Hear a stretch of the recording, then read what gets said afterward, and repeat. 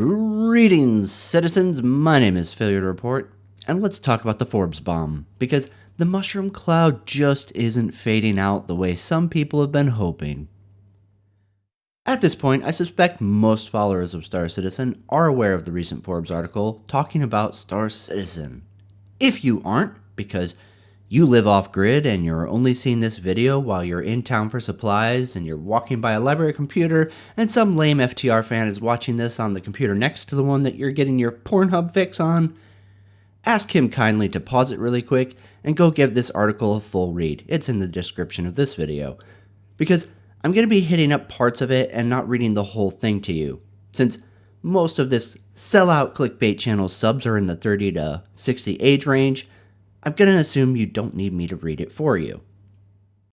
Okay then, now that you've had some time to read the article, let's talk about it, shall we? First and foremost, I want to talk about the article's author.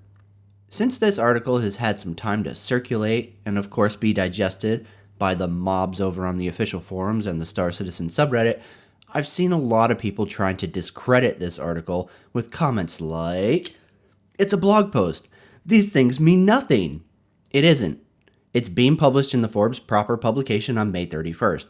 That means it was sourced and researched to a point that Forbes' legal team signed off on this entire thing. If you think they wouldn't get a lawsuit for lying, that's cute. Go ask the escapist how writing about in-depth problems in Star Citizen worked out for them. Furthermore, the author Matt Perez went on to mention on Twitter that they have been sourcing and researching this piece since October 2018. That's more than half of a year. This isn't an unsourced editorial hit piece. This was a researched article with sources. Ask anybody who isn't living their life on Spectrum.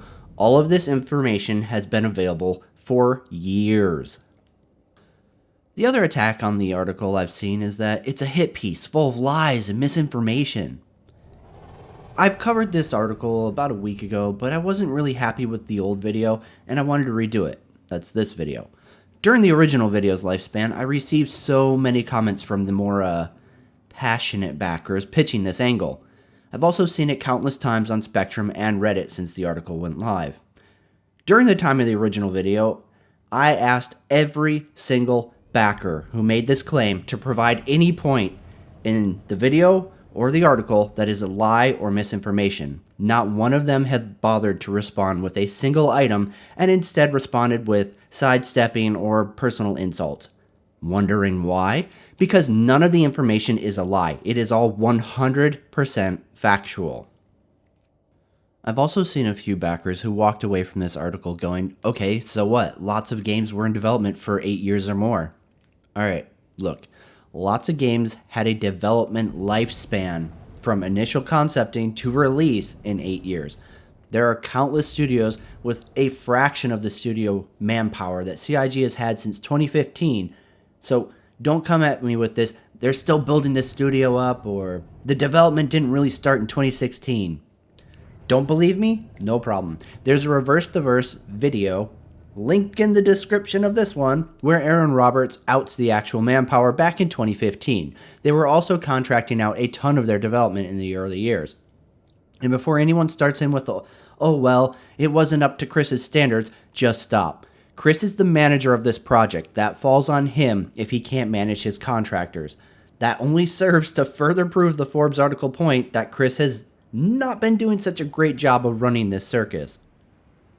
And finally, one of the less frequent comments I've seen meant to disregard this article is that they've raised almost $300 million, so they must be doing something right. Absolutely, that's true, buddy. You know who else was able to raise way more money than they had any business doing? The guy running the Fire Festival. I've made the comparison to the Fire Festival a few times, but I've never put it into a video, and this kind of seems about as appropriate time as ever, so let's talk about the Fire Festival for a second. The Fire Festival was meant to be a music festival to top all music festivals. It would give attendees the chance to hang out with the rich and famous, party for days, all on a magical tropical island.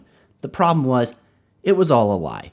Not because the creator wanted it to be a lie, but because he was incompetent and unable to deliver on all of his promises. And not just to the backers of this festival, but even to the contractors meant to see things put together for the festival. He would pitch the whole dream to an investor based on things that he had no way of realistically delivering, and then use that investor's money to pay one contractor to start work. Then he would use the first investor's money to build up a little bit of fluff to lure in a second investor with a new angle on this festival. Then he would take that second investor's money and use it to complete the first investor's promise. Then the next thing he knew, he had the second investor asking where his money went since he hadn't delivered on what he had promised. I guess it's time to get a third investor to pay for that second investor's promises. You know what this is called, right? It's a Ponzi scheme. This is what Star Citizen thrives on. While there are no laws prohibiting CIG from taking pledges for one concept ship or feature to pay for another one that they've previously promised, it is 100% a Ponzi scheme, hidden deep within layers of terms of service, alpha disclaimers, and promises of a future product. Any backer using Cloud Imperium's funding raised as an excuse for how successful the game is should be immediately disregarded, because Star Citizen has barely been doing more than spinning its wheels now for almost 8 years, while ever expanding its promises for what the one-day release version will be. Okay then, that covers the major debunks that the more passionate fans have been rambling on with this article, so with that said, I want to start talking about the article itself. First and foremost, there's a very notable quote in this article that I think the authors were very wise to use, which reads, "This is not fraud. Roberts really is working on a game, but it's incompetence and mismanagement on a galactic scale." Let's talk about this a little bit. Star Citizen is not a scam in that Chris and CIG are taking your money and doing nothing with it. I absolutely believe that Chris does want to make an all-encompassing, catch-all space game that will provide a sort of second life in space for his backers. While Star Citizen has had years of very little overall progress, some aspects of the game are getting better. While we spent 2 years waiting for Star Citizen's 3.0 update to drop, which came out with only a quarter of the promised content in the end of 2017 and utterly broke the game's performance for the majority of backers, fast forward a year to mid-2018, and Cloud Imperium finally gets their client-side object container streaming working, which drastically improved performance for everyone once more. Accomplishments like these are absolutely worthy of praise, but I've lost count of how many times I've seen a backer insist that Cloud Imperium invented this technology and that they will be able to further fund the development of Star Citizen by licensing out this milestone. Object container streaming is a fancy CIG buzzword for memory loading and unloading based on priority objects that a player will encounter. It's been a staple of the gaming industry for years now. Nobody is lining up to license that. So, while Cloud Imperium may in fact be slowly progressing on gluing the pieces of Star Citizen together, none of this tech that they're talking about is an invention of their own. Server meshing, that's been done for years as well. The backers who think Cloud Imperium is developing a goldmine of licensable innovations are falling to CIG buzzwords and dream crafting, and nothing more. The Forbes article then goes on to talk about who Chris Roberts is, a veteran of the 90s gaming industry who invented Wing Commander, which granted was met with a large amount of acclaim during its time, but after which Chris encountered very little success in trying to branch off from.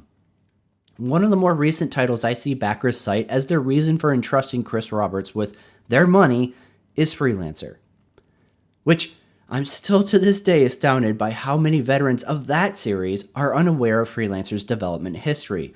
But luckily for us, the Forbes article then talks about it in depth. You see, after Chris formed his own studio, Digital Anvil, to begin work on Freelancer, his vision of a breathing universe in which players could be traders, bounty hunters, pirates, all in a vast space in which player actions impacted the universe they inhabited. Microsoft decided to invest in Chris Roberts to help see this dream come to life. After nearly 4 years of development, Microsoft was forced to step in and buy full control of Digital Anvil from Chris. You see, it turned out that despite having the financial resources of a tech giant like Microsoft behind him, very little had progressed in the development of Freelancer, because in the same time frame Chris had decided he wanted to be a Hollywood director, which, for any veteran of the later Wing Commander games, which were deeply woven with cinematic elements, really should not have been a surprise at all. So while Microsoft was waiting for Chris's studio Digital Anvil to produce Freelancer as they had paid for, Chris was busy making his cinematic masterpiece, the Wing Commander movie. And as Stuart Mulder, the Microsoft general manager who was responsible for overseeing Digital Anvil's work, says in the article, Roberts' energy and attention and some of the funds were siphoned off for that movie. The Digital Anvil investment has to be looked at largely as a failure. But if that allegation isn't bad enough for the now historically rocky development of Freelancer before Microsoft had to buy the studio in order to finish the game because Chris was unable to, Roberts then went on to say that he conceded to Microsoft's frustrations with the time he spent on the movie, but says the funds used for it were appropriate because they came from Microsoft's purchase of a minority stake in Digital Anvil, with proceeds earmarked for general business purposes. So instead of managing his attention and efforts on a promised living, breathing universe, he spent his focus, time, and money intended for that universe making a movie that he had already gotten 20th Century Fox to put up $30 million, which it then went on to release at a $20 million loss. So while I don't give a crap about Roberts' Hollywood career because it has pretty much screw all to do with Star Citizen, his inability to finish a vision which has haunted him since Wing Commander absolutely does, and the parallels between Strike Commander, Freelancer, and Star Citizen are pretty worrisome at best. This narrative of Chris as a project manager is only further enforced in the Forbes article, where the author claims to have spoken to nearly 20 former Cloud Imperium employees who went on to say that Roberts was a terrible micromanager and a poor steward of resources, describing the work environment of Cloud Imperium games as chaotic. Now, I'm going to do my best in this video on the article not to add too much personal opinion and experience and only speak on facts. But having spoken to various CIG employees privately on the condition that I don't ever discuss in-depth details that could be linked back to them or expose their names, this portion of the article lines up exactly with what I've been told for over 2 years now. But should you decide to disbelieve both myself and Forbes, it's blatantly obvious within CIG's own materials.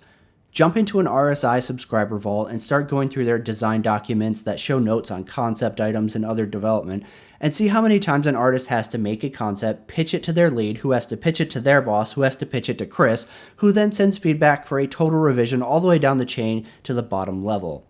With over 500 employees and 5 studios spanning the world, Chris desperately needs to take a seminar on delegation of authority, to say the very least. It's around this section of the article the Forbes author goes on to talk about Chris and Sandy's personal lives. If you read the article like I suggested at the start of this video, you know what I'm talking about. I want to say first and foremost that I do actually agree with the more passionate backers on this one. Their personal lives really should have been left out of this article. But as a consumer of this project, and someone who has spent a lot of time reading topics that are usually purged and censored off of the official forums, it gave a lot of weight and credibility on claims made about Sandy's character as a head of this project. I will, however, concede that there were probably more Star Citizen related ways that the authors could have done this instead of digging up Chris and Sandy's personal lives. That said, one of the misconceptions about this article being waved around by backers is that this article is a critique of Star Citizen as a game. It isn't. It's a critique of the project's management and development from, let's say, a potential investor's perspective. And while I know a lot of backers like to use the word investment to justify the funds that they've given Cloud Imperium, I'm not talking about somebody looking to buy in at a starter pack. I'm talking about somebody like Clive Calder, who bought a 10% stake in Star Citizen with $46 million to keep the project going. I would also like to make note that the author of this Forbes article, being described as a hit piece by some of the usual flapping heads of Star Citizen who totally don't rely on this game for their livelihood and income, is also the same author of a Forbes article covering the $46 million investment by Mr. Calder's company when the deal was made public. This article was again totally fair and factually accurate about the investment, yet for some reason it wasn't met with any backer outcry of hidden agendas, conspiracy theories, or disregarded as just a blog post by some blogger, which demonstrates another aspect of the game's development. Fans will lovingly embrace you so long as you are praising the gospel, but the second you expose any of the ugly sides of this project, You are a heretic and every word you speak is lies. Trust me, as a former 10K backer of this project, when my channel was predominantly positive about the project before Star Citizen's 3.0 letdown, I was patted on the back and praised regularly by the exact same commenters who now show up after every video I publish to post insults and death wishes and tell me how wrong I am, instead of ever refuting any of my points in any of my videos with actual sources or arguments. For a vocal, fanatical portion of the Star Citizen community, it's either you're with us or against us. Sorry, Anakin, but I'll do what I must. The Forbes article then goes on to talk about the financial transparency of Star Citizen's development. This is one of the few parts of the article I actually don't entirely agree with and feel that they could have pushed harder on. In 2018, Cloud Imperium released their self-published financials from the project's onset until 2017. In these financials, it is shown that Cloud Imperium had roughly $14 million in funds remaining leading into 2018. This is interesting because 2018 ended up being one of the biggest blunder years for Cloud Imperium. The year-delayed update to Star Citizen 3.0 was finally released, missing nearly all of its promised features that Cloud Imperium had claimed were done, but were being delayed a year to polish up to Chris's standards. We now know that none of these things were actually done, and as a result, Cloud Imperium shattered the trust of many of its longest backers, closing up wallets and holding back credit cards across the world, from the smallest backers to the biggest whales.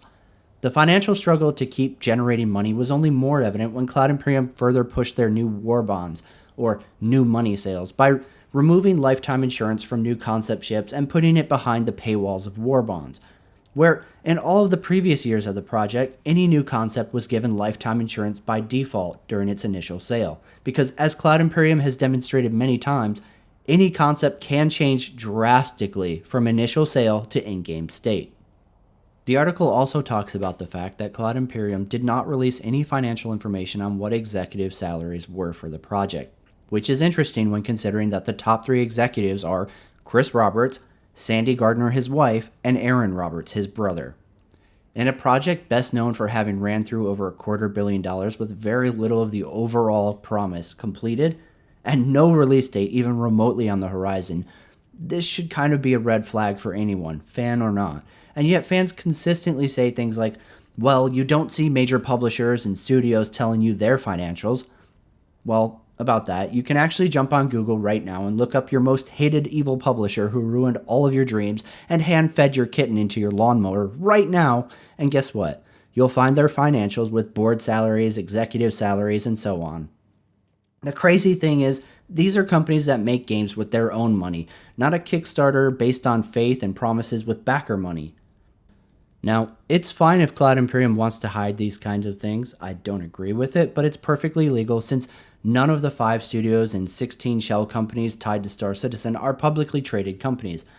But it is puzzling to me when more passionate backers want to scream at any critic about how transparent Cloud Imperium is, while at the same time CIG reaches around from behind them into their wallet for, what did Chris call it again? General business expenses? You see, Star Citizen is a bit of an oddity in the gaming industry. It's a project where microtransactions are actually celebrated with new backer funding levels like, hey guys, I've just passed 15k, only 12k more to go until I hit the goddess tier. Pay-to-win situations where in any other game, players would be screaming for the blood of the publisher and studio. But here in Star Citizen land, it's dismissed with, well, there's no win state because winning is if you're having fun, so there can't be pay-to-win. If every major game publisher out there is lurking as the big bad wolf Star Citizens insist upon, then every single one of them is looking at Star Citizen going, by the love of every god, what I would give to be able to get away with even half of that. Now, all of these things said, Star Citizen isn't a total lost cause.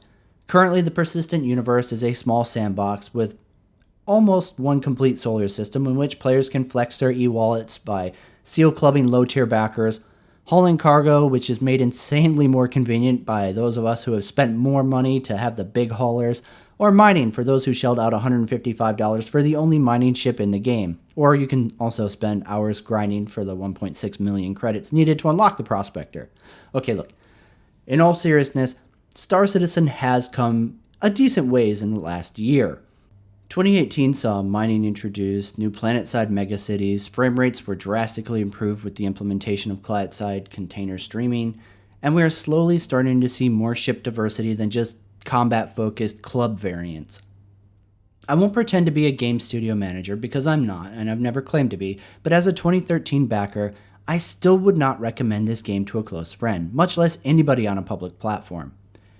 And this statement occasionally provokes a more level-headed backer who is genuinely interested in having a conversation to ask me, what kind of things would it take for you to recommend Star Citizen or get back into it again? So, despite knowing that I can literally make a video suggesting 6 easy quality of life improvements to Star Citizen and still get the more passionate backers in an uproar for suggesting that everything isn't flawless in Star Citizen, I'm going to go ahead and talk about some of the major things Star Citizen would need to do to start earning my trust back in the future of this project. And again, this is personal. You can disagree, you're free to do that, but these are my opinions, so if you disagree, it doesn't really matter. First and foremost, persistence. Star Citizen has next to none. I mentioned persistence in a previous video where I noted that the only kind of persistence in Star Citizen, nearly 8 years into development, is logging out in a bed which is supposed to save your position in the universe so long as nobody destroys your ship until it's despawned after you log out. But it basically never works anymore. Can you imagine a scenario where a backer is telling me that I'm wrong and that Star Citizen has never claimed to have any persistence yet and that bed logging isn't even a thing? That's how broken persistence is in Star Citizen. They don't even know that it was supposed to be a working edition since patch 3.2 over a year ago. Players shouldn't be forced to jump all the way back to a spaceport to land and log out in order to not lose any kind of progress they've put into their ship or where they've been playing. Waking up in a hab every time you log in is not acceptable in a $250 million game this far into its development. Next up, the anti-backer practices. In the last few years, CIG has tested and implemented multiple new marketing practices that are just flatly anti-backer. From war bond sales first being introduced, putting special items into these new money-only packs, making ships cost more if you use credits from a melted package, and recently gutting out lifetime insurance entirely from concept sales unless you were using new money only. Fans frequently want to boast about how great Cloud Imperium is for starting up from the ground to where they are now, while also blatantly ignoring the way Cloud Imperium has slowly taken on all of the predatory attributes of the big bad publishers that Chris keeps telling us they're avoiding by backing Star Citizen. I will never recommend someone puts money into this game knowing whatever they could buy could turn into a useless ship or package, and if they decide to melt it for store credits, they're facing a devalued currency simply because they bought a package that turned into something different than what they bought. Third on the list, server stability. I understand that this isn't coming anytime soon because Cloud Imperium needs back-end tech that just isn't there yet. However, that doesn't make the instability any less of an issue when a player could be cruising around in their ship they've spent a ton of credits upgrading, or hauling cargo they invested a large portion of their credits into, only to lose it all because the server decides to implode. The server tech is also needed to start making this universe feel like an actual universe. We are rapidly hitting the limits of what these servers can handle, and we don't even have persistent NPCs flying about the galaxy or doing anything that makes it feel alive, and not just a giant sandbox for griefing one another. Another major issue for me is player outreach and community management. Cloud Imperium has spent years fostering a very specific type of community by weeding out dissenters, from the old volunteer fan moderators who would suspend and ban backers who brought up critical topics, to letting the more passionate backers say whatever they pleased against critics with little to no moderation even when the mods were present. Because of this echo chamber, Star Citizen has one of, if not the most polarized community I have ever seen in gaming. While there are backers who operate in the neutral gray zone, it's because they aren't active anywhere, except maybe in-game occasionally for major patches to see how things are going. If this game's community is ever going to be more than just a toxic war between two extreme sides, Cloud Imperium needs to start working to mend what they've created. While neither community of extremes looks good, the cult meme of Star Citizen backers is very real to people outside of Star Citizen's bubble, and as a result, it's led to outsiders comparing backers to cult members. I would also like to add further to the player outreach and community management section by quoting a part of the Forbes article where Chris claims criticism of Cloud Imperium's development work is fueled by online trolls. It isn't, not even remotely. The people who are backers and criticizing Cloud Imperium's practices or the progress of the development are doing it because they want better from both. In a recent Bar Citizen in Star Citizen some of us from the channel did, where we get drunk, mess around in the game, and talk about the game, CIG Xylo jumped into one of the members' streams. We were all very happy to see him hanging out in a stream literally full of critics taking on our comments and issues with the build instead of camping out in a safe channel where they spend all of their time plugging the referral codes on every surface they could possibly paste it, or underselling any of the issues that the project has to any onlooker investigating the state of the game. So instead of just labeling everybody who doesn't want to stroke the game off as a heretic, try taking the hard path and looking for a conversation with your critics. While not every critic is going to be brought back into the fold, a large majority of the ones I know from this channel just want to stop feeling like exiled pariahs for not falling in line with the cult backer perception of the game. And furthermore, if Chris wants to blame online trolls for all of the criticism that everyone outside of Spectrum and the Star Citizen subreddit aims at the project, it might be worth your time to treat those critics as more than just trolls. My channel might be smaller than most, but here on the FTR channel, we pull more Star Citizen video views than channels 10 times our size dedicated to Star Citizen. And I dare say we are probably the largest openly critical channel of Star Citizen. I have sent multiple emails to Cloud Imperium asking for their side of topics raised in various videos I've made. I have not once received a response from Cloud Imperium despite my willingness to include their response in the content I produce. If a few online trolls are so devastating to Star Citizen's reputation like Chris implies, why not try to include your side in the narrative? I'd gladly put it into my content. When CIG Craigland talked to me about his attempts to reform the Spectrum moderation approach and make it less of an echo chamber and more open to critics, I included it, and I even encouraged others to give Spectrum another shot based on Craigland's word. The problem is that just like the backers, Cloud Imperium is caught up in this us versus them war, and as the parent company in all of this, that needs to change. And lastly, for me, make real progress. We're still working on finishing up content that was promised to be baking for polish back in 2016. It's 2019 and we're still completing what was supposed to be released in 2017. I keep seeing a lot of backers come into my comments saying, look how much they've gotten done lately. And I'm constantly left wondering if they're either new backers who aren't aware of the game's history, or if they're longtime backers who are so deep emotionally or financially that they just can't accept the failures of the studio and need to only acknowledge the progress of the moment so that it all seems amazing. Look, I've made a few videos mostly praising Star Citizen during patches that feel appropriate. Update 3.3 was a major step forward. Update 3.5 on live release was a really good addition to the game, which laid a foundation for the future of the flight model before follow-up patches completely tanked it. If Cloud Imperium can start getting out more content into their game, I'm more than happy to stand up and applaud the effort. I just don't consider yet another empty moon or a city planet with almost no gameplay content. With all of that said, I don't think Star Citizen is a lost cause, but I think there is a large group of the active backers who want to pretend that an entire side of the project's development just never happened. And when the Forbes article was published online and in the near future to the magazine proper, it exposed that side of Star Citizen that they've been insisting wasn't real for years. None of this article was new because many of us have been trying to talk about these things for years. But as a result of Forbes publishing this, it spread like wildfire from Spectrum to large YouTube channels that don't normally cover the game, as well as other news outlets.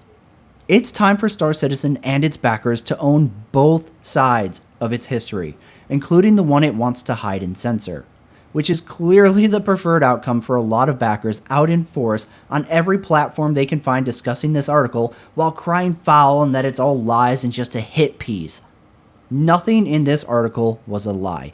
It's all verifiable fact of the Star Citizen journey. And again, I'll gladly challenge any backer who can't stomach this article, instead of commenting, it's a hit piece full of lies or something insane like it was paid for by the big publishers to take down CIG. Tell me what in this article you think was a lie. As always, citizens, my name is FailureToReport, bringing you the latest in Star Citizen. You stay safe out there, and I'll see you in the verse.